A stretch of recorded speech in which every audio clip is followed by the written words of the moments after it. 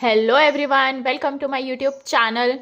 इस वीडियो में हम स्ट्रक्चर एनालिसिस का मोस्ट इम्पॉर्टेंट टॉपिक जो जनरली हर एग्जाम में पूछा जाता है वो की है डिटर्मिनेसी और इनडिटर्मिनेसी के बारे में, और हम डिग्री ऑफ स्टैटिक इनडिटर्मिनेसी कैसे फाइंड करते हैं उसको भी हम डिस्कस करेंगे। सो स्टार्ट करते हैं। फर्स्टली स्ट्रक्चर एनालिसिस क्या है। सो स्ट्रक्चर एनालिसिस वो ब्रांच है जिसमें हम जनरली फोर्सेस और मूवमेंट्स फाइंड करते हैं स्ट्रक्चर मेंबर्स का। सो फोर्सेस और मूवमेंट्स को फाइंड करने के लिए हम कुछ प्रोसीजर और मेथड्स यूज करते हैं। सो उसके लिए हमको ये पता होना चाहिए जो हमारा स्ट्रक्चर है वो डिटर्मिनेट है कि इनडिटर्मिनेट है। सो फर्स्टली हम देखेंगे स्टैटिकली डिटर्मिनेट स्ट्रक्चर क्या होते हैं। अगर हम जो भी मेंबर के फोर्सेस हैं उनको फाइंड कर सकते हैं स्टैटिक इक्विलिब्रियम इक्वेशंस को यूज करके, तो वो जो स्ट्रक्चर कहलाते हैं वो कहलाते हैं स्टैटिकली डिटर्मिनेट स्ट्रक्चर। मतलब कि अगर ये आपकी सिंपली सपोर्टेड बीम है, one and hinged other roller, ये हो गई सिंपली सपोर्टेड बीम। सो जब भी हमारे पास हिंज होता है तो हिंज में कितने रिएक्शंस आते हैं, एक वर्टिकल एक हॉरिजॉन्टल, और रोलर में एक वर्टिकल। सो टोटल रिएक्शंस कितने हो गए, यहाँ पे 2, यहाँ पे 1, 2 + 1 माइनस इक्विलिब्रियम इक्वेशंस कितनी हो गई 3, तो 3 - 3 क्या हो गया 0। मतलब कि ये जो स्ट्रक्चर है वो स्टैटिकली डिटर्मिनेट स्ट्रक्चर है। और इक्विलिब्रियम इक्वेशंस क्या होती हैं, summation of Fx0, summation of Fy0 और summation of movement is equals to 0। ये 3 इक्वेशंस होती हैं 2D स्ट्रक्चर के लिए। और 3D की जब बात करेंगे तो 6 इक्वेशंस हमारे पास अवेलेबल होती हैं। सो जब भी ये इक्वेशंस सफिशिएंट होती हैं फोर्सेस को फाइंड करने के लिए, वो स्ट्रक्चर कहलाता है स्टैटिकली डिटर्मिनेट स्ट्रक्चर। सो 2D में हमारे पास जो इक्विलिब्रियम इक्वेशंस हैं वो 3 होती हैं, और 3D स्ट्रक्चर में यानी कि स्पेस स्ट्रक्चर के लिए जो इक्वेशंस ऑफ इक्विलिब्रियम होती हैं वो 6 होती हैं। यानी कि summation of force in the x direction is 0, summation of forces of y direction is 0, summation of forces of z direction is 0, and summation of movement in x direction 0, summation of movement of y direction is 0, and summation of movement about z direction is 0. Next आ गया हमारे पास statically indeterminate structures क्या होते हैं। अगर हम member forces को equilibrium equation से find नहीं कर सकते तो स्ट्रक्चर कहलाता है स्टैटिकली इनडिटर्मिनेट स्ट्रक्चर। मतलब कि इन इक्विलिब्रियम इक्वेशन से जब हम फोर्सेस फाइंड नहीं कर सकते तो वो होता है स्टैटिकली इनडिटर्मिनेट स्ट्रक्चर।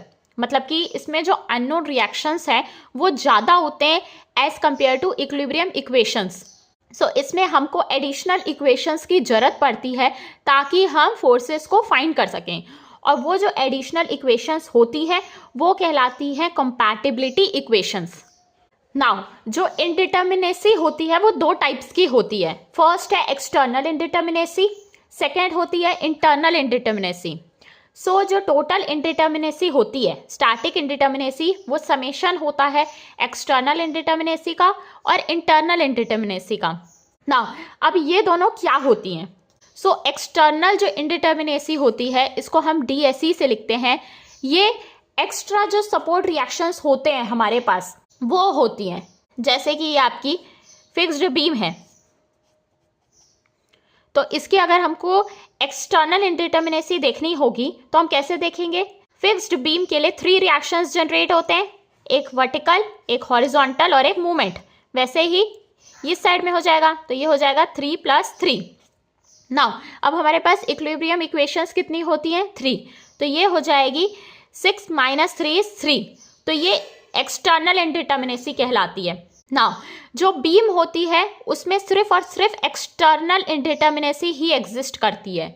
मतलब कि जो स्टैटिक इनडिटर्मिनेसी होती है बीम के लिए वो उसकी एक्सटर्नल इनडिटर्मिनेसी की वजह से ही होती है, और इंटरनल इनडिटर्मिनेसी बीम की 0 होती है क्योंकि बीम जो है वो जनरली लूप फॉर्म्ड नहीं करता है। और जो इंटरनल इनडिटर्मिनेसी होती है वो इंटरनल मेंबर्स की वजह से जनरेट होती है, और जो बीम होता है वो एक सिंपल स्ट्रक्चर होता है, इसमें इंटरनल मेंबर की वजह से कोई भी इनडिटर्मिनेसी नहीं आती है।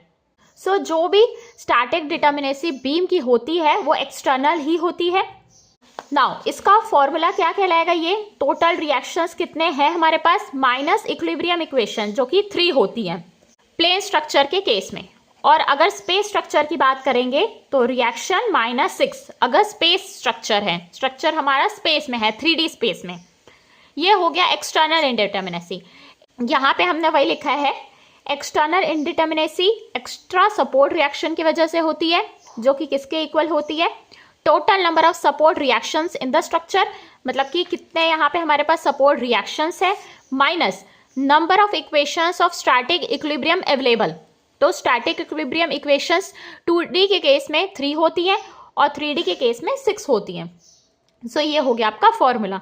नाउ जो इंटरनल इंडिटर्मिनेसी होती है वो एक्स्ट्रा इंटरनल मेंबर्स की वजह से होती है। अगर एक्स्ट्रा इंटरनल मेंबर्स होते हैं, जनरली वो फ्रेम्स या ट्रस में होता है, तो उसी में हम इंटरनल इंडिटर्मिनेसी को देख सकते हैं। सो इंटरनल इंडिटर्मिनेसी डायरेक्ट नहीं फाइंड की जाती है, वो हम फाइंड करते हैं using total indeterminacy minus external indeterminacy. मतलब कि पहले हम एक टोटल इंडिटर्मिनेसी देखेंगे और एक्सटर्नल इंडिटर्मिनेसी देखेंगे कितनी है, उन दोनों को माइनस करेंगे, फिर आ जाएगा इंटरनल इंडिटर्मिनेसी।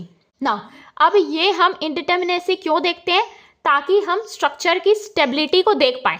मतलब कि अगर एक स्ट्रक्चर को हमको स्टेबल बोलना है, उसका मतलब क्या हो गया, अगर वो अपना शेप को मेंटेन करके रखता है और वो अंडरगो नहीं करता रिजिड बॉडी मोशन, वो कहलाता है स्टेबल स्ट्रक्चर। सो मतलब कि क्या हो गया कि जो स्टेबल स्ट्रक्चर होते हैं उनमें सफिशिएंट सपोर्ट्स अवेलेबल होते हैं, प्रॉपर अरेंजमेंट होता है मेंबर्स का, और कोई भी मैकेनिज्म का फॉर्मेशन नहीं होता है। अगर हम हिंज को प्लेस करते हैं तो क्या होता है, एक मैकेनिज्म क्रिएट हो जाता है। सो स्टेबल जो स्ट्रक्चर्स होते हैं उनमें ये सब फॉर्म्ड नहीं होता। A structure is stable if it's maintain its shape and does not undergo rigid body motion under load. A stable structure has sufficient support, proper arrangement of members. वैसे ही unstable structure क्या हो जाएंगे, जब insufficient support होंगे, मतलब support कम ज़्यादा होंगे, तो वो स्ट्रक्चर डिस्टेबलाइज हो जाएगा, मतलब अनस्टेबल होगा। और अगर सपोर्ट्स प्रॉपरली अरेंज्ड नहीं है, मतलब कि इम्प्रॉपरली अरेंज्ड हैं, तो भी स्ट्रक्चर अनस्टेबल होगा। और जो मेंबर्स हैं जब एक मैकेनिज्म का फॉर्म करते हैं तभी भी स्ट्रक्चर अनस्टेबल होता है। नाउ अब हम ये देखेंगे कि बीम में स्टैटिक इंडिटर्मिनेसी को कैसे फाइंड करते हैं। सो जो जनरल फॉर्मूला होता है स्टैटिक इंडिटर्मिनेसी फॉर बीम्स के लिए, वो होता है degree of static indeterminacy is equals two degree of external indeterminacy. इसमें इंटरनल नहीं होती है क्योंकि कोई भी लूप का फॉर्मेशन नहीं होता है बीम में। बीम हमारा स्ट्रेट मेंबर्स होता है। और एक्सटर्नल इंडिटर्मिनेसी किसके इक्वल होगी, reactions minus equilibrium equations 3 available होती है, minus number of additional equations due to internal hinge. Internal hinge का जब प्रेजेंस होता है तभी ये यूज़ किया जाता है, अदरवाइज ये टर्म 0 हो जाता है। तो डिग्री ऑफ स्टैटिक इंडिटर्मिनेसी होती है R-3। अगर इंटरनल हिंज अवेलेबल है तो डिग्री ऑफ स्टैटिक इंडिटर्मिनेसी हो जाएगी R-3 minus number of additional equilibrium condition due to internal hinge. और ये कितना आता है, मान लेते हैं ये A टर्म है, तो A किसके इक्वल होता है, जो भी नंबर ऑफ मेंबर्स कनेक्टेड होते हैं इंटरनल हिंज से -1, मतलब कि m-1 से, यानी कि A किसके इक्वल होता है, number of members connected to internal hinge. For example ये आपकी बीम है, सिंपली सपोर्टेड बीम है, यहाँ पे एक हिंज अवेलेबल है, तो कितने मेंबर्स को ये कनेक्ट कर रही है, 1 + 1 2, तो 2 - 1 ये हो जाएगा A, मतलब एडिशनल इक्वेशंस जो होंगी वो यहाँ पे 1 हो जाएगी, तो यहाँ पे A हो जाएगा 1। तो ये बीम की स्टैटिक इंडिटर्मिनेसी क्या होगी, इसमें 2 रिएक्शन, इसमें 1 रिएक्शन, माइनस इक्विलिब्रियम इक्वेशंस 3 होती हैं, माइनस एडिशनल इक्वेशन 1 हो जाएगी, तो 3 - 3, तो ये -1, मतलब कि ये बीम अनस्टेबल है। नाउ हम बेसिक से स्टार्ट करते हैं इंडिटर्मिनेसी को फाइंड करने के लिए। फर्स्ट क्वेश्चन, अगर हमारे पास सिंपली सपोर्टेड बीम है, मतलब कि एक एंड आपका हिंज्ड हो जाएगा, एक एंड आपका रोलर हो जाएगा। अब इसकी स्टैटिक इंडिटर्मिनेसी क्या होगी? हिंज्ड में 2 रिएक्शन, रोलर में 1 रिएक्शन। -3 equilibrium equation 3। हिंज नहीं है तो माइनस जो टर्म है वो 0 रहेगा, तो 3 - 0 इज 0। तो स्टैटिक इंडिटर्मिनेसी 0 आ गई, मतलब कि जो बीम है वो स्टैटिकली डिटर्मिनेट बीम है। तो जो सिंपली सपोर्टेड बीम होती है वो स्टैटिकली डिटर्मिनेट बीम होती है। मैं सिंपल एग्जांपल्स इसलिए ले रही हूँ ताकि कंसेप्ट अच्छे से क्लियर हो, फिर उसके बाद हम थोड़ा टफ क्वेश्चंस में जाएंगे। नेक्स्ट, अगर कैंटिलीवर बीम है, एक एंड फिक्स्ड है, एक फ्री है, तो स्टैटिक इंडिटर्मिनेसी क्या हो जाएगी? यहाँ पे 3 रिएक्शंस माइनस इक्विलिब्रियम इक्वेशंस कितनी होती है? 3। तो 3 - 3 इज 0। तो ये भी क्या है? स्टैटिकली डिटर्मिनेट बीम है।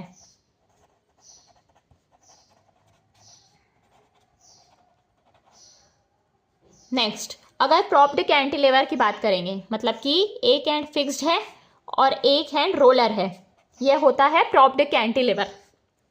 तो इसकी स्टैटिक इंडिटर्मिनेसी क्या हो जाएगी? इसमें रिएक्शंस 3 आएंगे, प्लस रोलर में 1 आएंगे, माइनस इक्विलिब्रियम इक्वेशंस 3 होती हैं, तो 4 - 3 इज 1। तो ये बीम है स्टैटिकली इंडिटर्मिनेट टू डिग्री 1। इसकी इंडिटर्मिनेसी है 1। नेक्स्ट, फिक्स्ड बीम की बात करते हैं, दोनों एंड फिक्स्ड है, तो स्टैटिक इंडिटर्मिनेसी क्या हो जाएगी? हमारे पास टोटल रिएक्शन यहाँ कितने हैं? 3। यहाँ कितने हैं? 3, माइनस इक्विलिब्रियम इक्वेशंस 3, तो 6 - 3 इज 3। तो ये बीम है statically indeterminate two degree 3।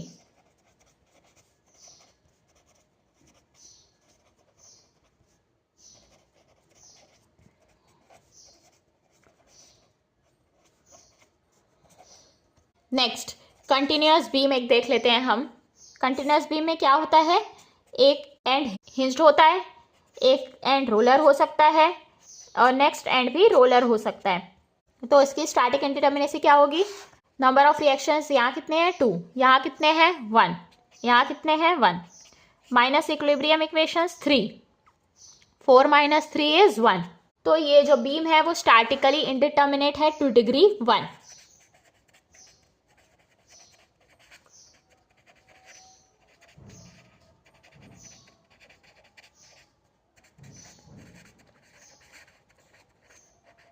Next, मान लेते हैं एक एंड फिक्स्ड है, एक एंड हिंज्ड है, तो इसकी स्टैटिक इंडिटर्मिनेसी क्या हो जाएगी? इसके रिएक्शंस 3, इसके 2, माइनस इक्विलिब्रियम इक्वेशंस 3 है हमारे पास, ये हो जाएगा 5 - 3 इज 2। तो बीम है statically indeterminate two degree 2। Next, अगर ये एंड फिक्स्ड है और ये एंड रोलर है, तो स्टैटिक इंडिटर्मिनेसी क्या हो जाएगी? टोटल रिएक्शंस यहाँ 3, यहाँ 1, माइनस इक्विलिब्रियम इक्वेशंस 3, तो 4 - 3 इज 1। तो ये बीम है स्टैटिकली इंडिटर्मिनेट टू डिग्री 1। वैसे ही एक बीम देख लेते हैं हम, कंटिन्यूअस बीम, जिसमें 3 रोलर सपोर्ट्स रहेंगे। इसकी इंडिटर्मिनेसी हम देख लेते हैं कितनी रहेगी। तो इसकी स्टैटिक इंडिटर्मिनेसी क्या हो जाएगी? रिएक्शंस कितने हैं? 2 + 1 3, 4 5 माइनस इक्विलिब्रियम 3। तो ये जो बीम है वो इंडिटर्मिनेट है डिग्री 2। नेक्स्ट, तो स्टैटिक इंडिटर्मिनेसी क्या हो जाएगी? कितने रिएक्शंस हैं यहाँ? 3, यहाँ कितने? 2, माइनस इक्विलिब्रियम इक्वेशन 5 - 3 इज 2। तो ये बीम है statically indeterminate two degree 2। Next, अब हम इंटरनल हिंज का केस देख लेते हैं। ये फिक्स्ड बीम रहेगी, मान लेते हैं इंटरनल हिंज है यहाँ पे, तो स्टैटिक इंडिटर्मिनेसी क्या हो जाएगी? नंबर ऑफ रिएक्शंस कितने हैं हमारे पास? 3 इधर, 3 इधर, माइनस इक्विलिब्रियम इक्वेशंस 3, माइनस जो एडिशनल इक्विलिब्रियम कंडीशन आएगी, मतलब कि इसमें कितने मेंबर्स कनेक्टेड हैं? 1 + 1 2, -1। तो हमारी एडिशनल इक्विलिब्रियम इक्वेशन क्या हो गई? 1 हो गई, यानी कि m - 1 जो एडिशनल इक्वेशन आती है A। तो स्टैटिक इंडिटर्मिनेसी हो जाएगी 6 - 4 2। तो ये बीम स्टैटिकली इंडिटर्मिनेट है जिसकी इंडिटर्मिनेसी की डिग्री है 2। वैसे ही हम इंटरनल हिंज के और एग्जांपल्स देख लेते हैं। तो इसकी स्टैटिक इंडिटर्मिनेसी क्या होगी, कितने रिएक्शंस हैं, फिक्स्ड एंड में 3, तो ये हो गया 3, रोलर में 1, तो ये हो गया 1, minus equilibrium equations 3, minus number of additional equation यानी कि ए, ये होता है नंबर ऑफ मेंबर्स कनेक्टेड -1, तो यहाँ 2 मेंबर्स कनेक्टेड है -1, तो ए आ जाएगा 1, तो ये हो जाएगा 4 - 4 इज 0। मतलब कि ये जो बीम है ये है स्टैटिकली डिटर्मिनेट बीम, ये इनडिटर्मिनेट नहीं है। नेक्स्ट क्वेश्चन, अगर ये एंड फिक्स्ड है, ये हिंज है, ये रोलर है, ये भी रोलर है, तो इसकी स्टैटिक इंडिटर्मिनेसी क्या होगी, कितने रिएक्शंस फिक्स्ड एंड में आएंगे 3, प्लस रोलर में 1, प्लस यहाँ पे भी रोलर है 1, इक्विलिब्रियम इक्वेशंस 3 होती हैं, माइनस कितने मेंबर्स कनेक्टेड हैं 2, 2 - 1 इज 1, तो ये हो जाएगा static indeterminacy equals to 5 - 4 1। Next question, ये एंड हिंज्ड है, ये एंड रोलर है और यहाँ पे हिंज अवेलेबल है, तो इसकी स्टैटिक इंडिटर्मिनेसी क्या आ जाएगी 2 + 1 माइनस इक्विलिब्रियम इक्वेशंस 3 -1, तो ये हो जाएगा -1। मतलब कि जो बीम है वो अनस्टेबल बीम है, स्टेबल नहीं है बीम। जब भी स्टैटिक इंडिटर्मिनेसी <0 आएगी मतलब नेगेटिव आएगी, मतलब कि बीम अनस्टेबल है। नेक्स्ट क्वेश्चन देख लेते हैं, अगर ये एंड फिक्स्ड है, ये भी एंड फिक्स्ड है, ये एंड हिंज्ड है, ये एंड रोलर है। ये क्वेश्चन एक बार प्रीवियस ईयर में आया था, तो उसी को हम एक बार डिस्कस कर लेते हैं। ये हिंज है और यहाँ पे एक लोड पी एक्ट कर रहा है और यहाँ पे एक और हिंज है। इसकी स्टैटिक इंडिटर्मिनेसी पूछा था। सो स्टैटिक इंडिटर्मिनेसी क्या हो जाएगी, इसका रिएक्शंस कितना है 3 फिक्स्ड का, हिंज का 2, रोलर का 1, फिर फिक्स्ड का 3, माइनस इक्विलिब्रियम इक्वेशंस कितने हो गए 3, माइनस अब नंबर ऑफ मेंबर्स कितने कनेक्टेड हैं यहाँ पे 2, 2 - 1 1, इस हिंज की वजह से 1 हो गया, अब एक इस हिंज की वजह से हो जाएगा, तो ये हो जाएगा -1। नाउ स्टैटिक इंडिटर्मिनेसी आ जाएगी 9 - 5 4। सो स्टैटिक इंडिटर्मिनेसी इस बीम की है 4। सो इस तरीके से हम स्टैटिक इंडिटर्मिनेसी ऑफ बीम्स को फाइंड करते हैं। अब नेक्स्ट वीडियो में हम देखेंगे स्टैटिक इंडिटर्मिनेसी ट्रसेस और फ्रेम की कैसे फाइंड की जा सकती है। सो अगर आपको मेरा ये वीडियो पसंद आया, सो वीडियो को लाइक करें एंड मेरे चैनल को सब्सक्राइब करें। Thank you.